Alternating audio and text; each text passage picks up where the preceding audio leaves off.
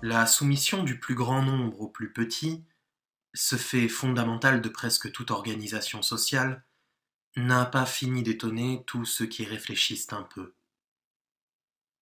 Nous voyons dans la nature les poids les plus lourds l'emporter sur les moins lourds, les races les plus prolifiques étouffer les autres.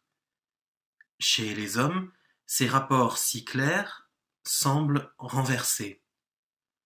Nous savons certes par une expérience quotidienne que l'homme n'est pas un simple fragment de la nature, que ce qu'il y a de plus élevé chez l'homme, la volonté, l'intelligence, la foi, produit tous les jours des espèces de miracles. Mais ce n'est pas ce dont il s'agit ici. La nécessité impitoyable qui a maintenu et maintient sur les genoux les masses d'esclaves, les masses de pauvres, les masses de subordonnés, n'a rien de spirituel. Elle est analogue à tout ce qu'il y a de brutal dans la nature. Et pourtant elle s'exerce, apparemment en vertu de lois contraires à celles de la nature. Comme si, dans la balance sociale, le gramme l'emportait sur le kilo. Il y a près de 4 siècles, le jeune La Boétie, dans son contraint, posait la question. Il n'y répondait pas. De quelles illustrations émouvantes pourrions-nous appuyer son petit livre, nous qui voyons aujourd'hui, dans un pays qui couvre le 6e du globe, un seul homme saigner toute une génération. C'est quand sévit la mort que le miracle de l'obéissance éclate aux yeux. Que beaucoup d'hommes se soumettent à un seul par crainte d'être tués par lui, c'est assez étonnant. Mais qu'il reste soumis au point de mourir sur son ordre, comment le comprendre? Lorsque l'obéissance comporte au moins autant de risques que la rébellion, comment se maintient-elle? La connaissance du monde matériel où nous vivons a pu se développer à partir du moment où Florence, après tant d'autres merveilles, a apporté à l'humanité, par l'intermédiaire de Galilée, la notion de force. C'est alors aussi seulement que l'aménagement du milieu matériel par l'industrie a pu être entrepris. Et nous, qui prétendons aménager le milieu social, nous n'en posséderons pas même la connaissance la plus grossière, aussi longtemps que nous n'aurons pas vraiment conçu la notion de force sociale.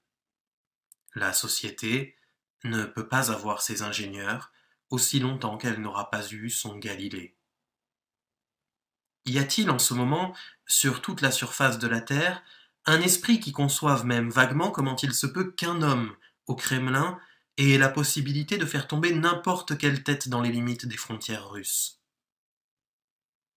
Les marxistes n'ont pas facilité une vue claire du problème en choisissant l'économie comme clé de l'énigme sociale.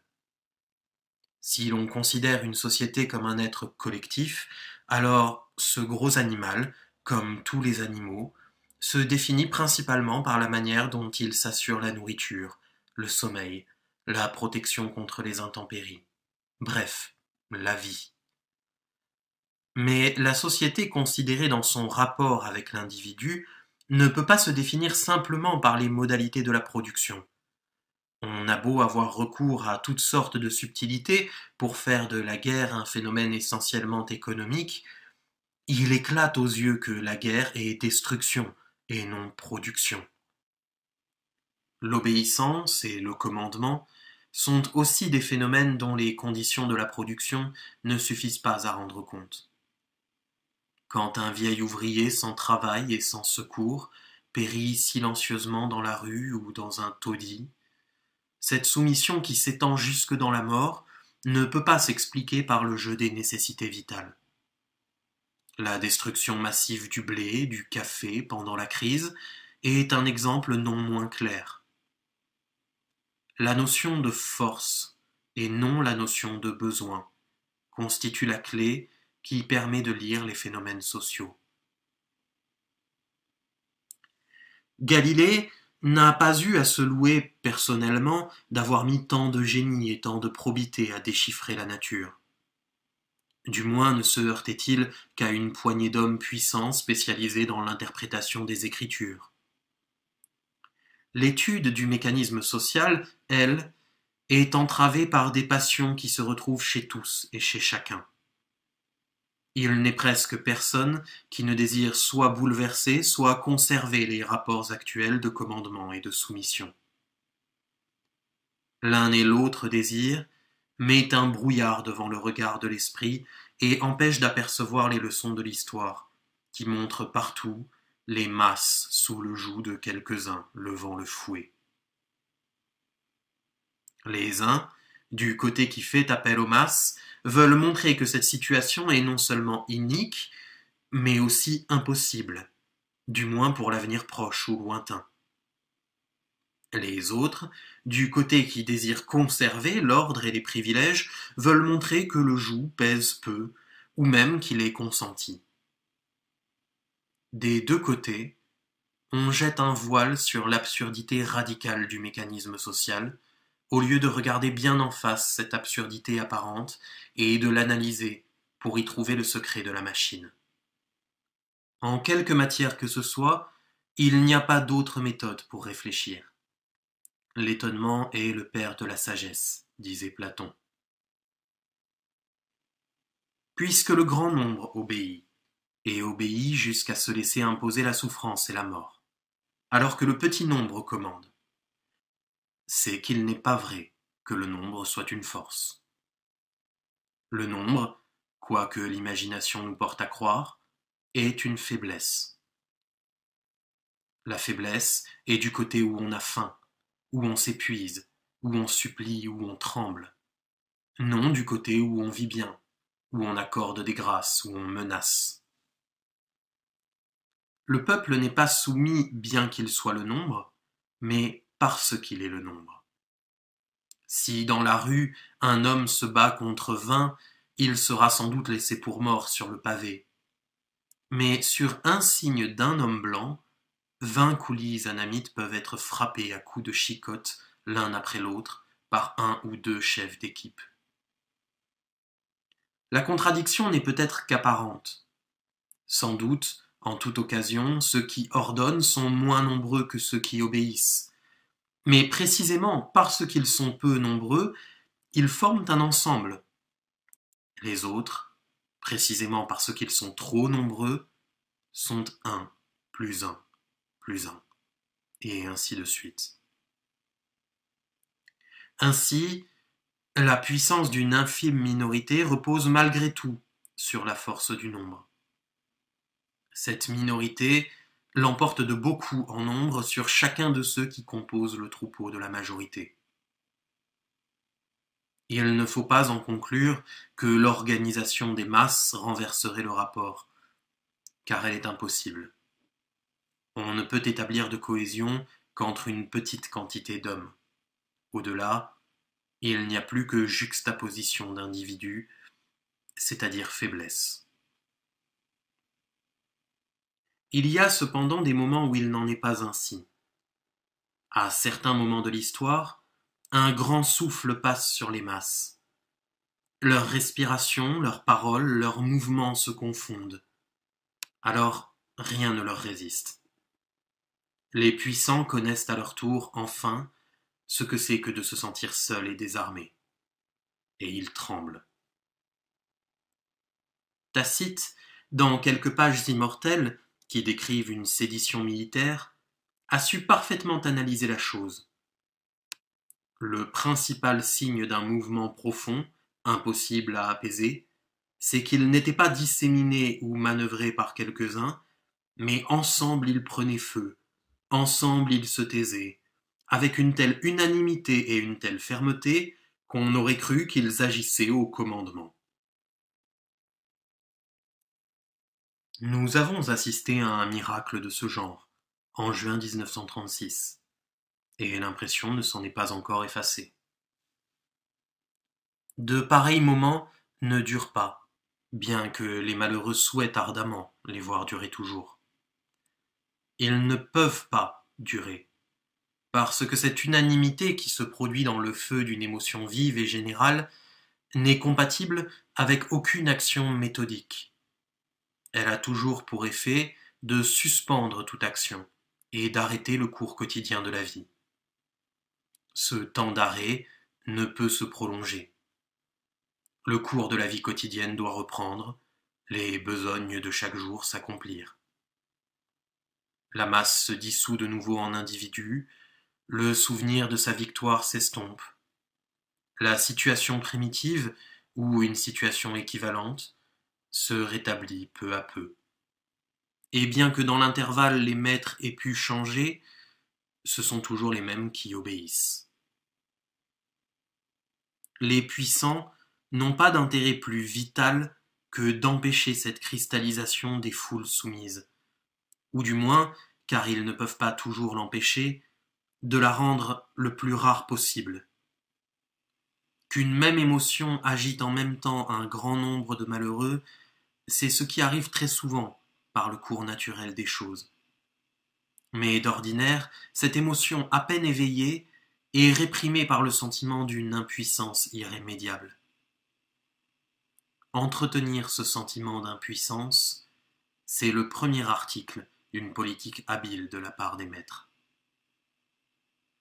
L'esprit humain est incroyablement flexible, prompt à imiter, prompt à plier sous les circonstances extérieures.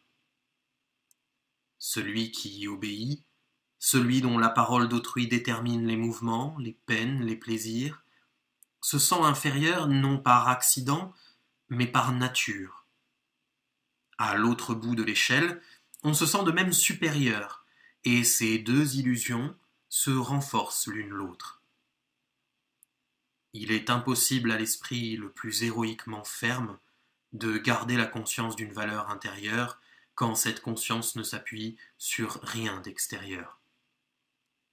Le Christ lui-même, quand il s'est vu abandonné de tous, bafoué, méprisé, sa vie comptée pour rien, a perdu un moment le sentiment de sa mission. Que peut vouloir dire d'autre le cri « Mon Dieu, pourquoi m'avez-vous abandonné ?»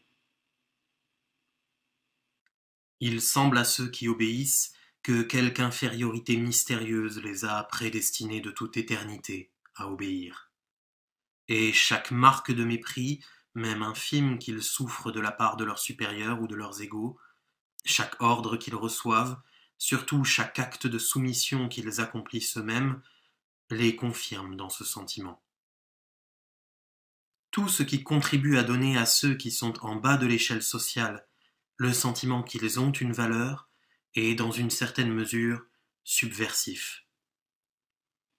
Le mythe de la Russie soviétique est subversif pour autant qu'il peut donner aux manœuvres d'usines communistes, renvoyées par son contremaître, le sentiment que, malgré tout, il a derrière lui l'armée rouge et Magnitogorsk, et lui permettre ainsi de conserver sa fierté.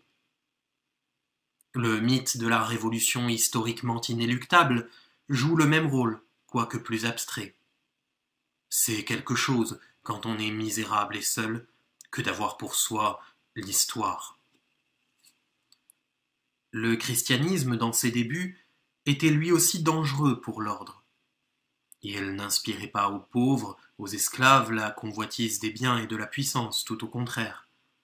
Mais il leur donnait le sentiment d'une valeur intérieure qui les mettait sur le même plan ou plus haut que les riches, et c'était assez pour mettre la hiérarchie sociale en péril. Bien vite, il s'est corrigé, a appris à mettre entre les mariages, les enterrements des riches et des pauvres, la différence qui convient, et à reléguer les malheureux dans les églises aux dernières places.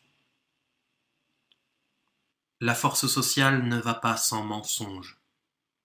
Aussi, tout ce qu'il y a de plus haut dans la vie humaine, tout effort de pensée, tout effort d'amour, est corrosif pour l'ordre. La pensée peut aussi bien, et à aussi juste titre, être flétrie comme révolutionnaire d'un côté, comme contre-révolutionnaire de l'autre, pour autant qu'elle construit sans cesse une échelle de valeurs qui n'est pas de ce monde, elle est l'ennemi des forces qui dominent la société. Mais Elle n'est pas plus favorable aux entreprises qui tendent à bouleverser ou à transformer la société et qui, avant même d'avoir réussi, doivent nécessairement impliquer chez ceux qui s'y vouent la soumission du plus grand nombre au plus petit, le dédain des privilégiés pour la masse anonyme et le maniement du mensonge. Le génie, l'amour, la sainteté méritent pleinement le reproche qu'on leur fait des fois de tendre à détruire ce qui est sans rien construire à la place. Quant à ceux qui veulent penser, aimer et transporter en toute pureté dans l'action politique ce que leur inspire leur esprit et leur cœur, ils ne peuvent que périr égorgés, abandonnés même dès leurs, flétris après leur mort par l'histoire, comme ont fait les Gracques. Il résulte d'une telle situation, pour tout homme amoureux du bien public, un déchirement cruel et sans remède. Participer, même de loin, au jeu des forces qui meuvent l'histoire n'est guère possible sans se souiller ou sans se condamner d'avance à la défaite. Se réfugier dans l'indifférence ou dans une tour d'ivoire n'est guère possible non plus sans beaucoup d'inconscience. La formule du moindre mal, si décriée par l'usage qu'en ont fait les social-démocrates, reste alors la seule applicable, à condition de l'appliquer avec la plus froide lucidité. L'ordre social, quoique nécessaire, est essentiellement mauvais, quel qu'il soit. On ne peut reprocher à ceux qui l'écrasent de le saper autant qu'ils peuvent. Quand ils se résignent, ce n'est pas par vertu, c'est au contraire sous l'effet d'une humiliation qui éteint chez eux les vertus viriles. On ne peut pas non plus reprocher à ceux qui l'organisent de le défendre, ni les représenter comme formant une conjuration contre le bien général. Les luttes entre concitoyens ne viennent pas d'un manque de compréhension ou de bonne volonté. Elles tiennent à la nature des choses, et ne peuvent pas être apaisées, mais seulement étouffées par la contrainte. Pour quiconque aime la liberté, il n'est pas désirable qu'elle disparaisse, mais seulement qu'elle reste en deçà d'une certaine limite de violence.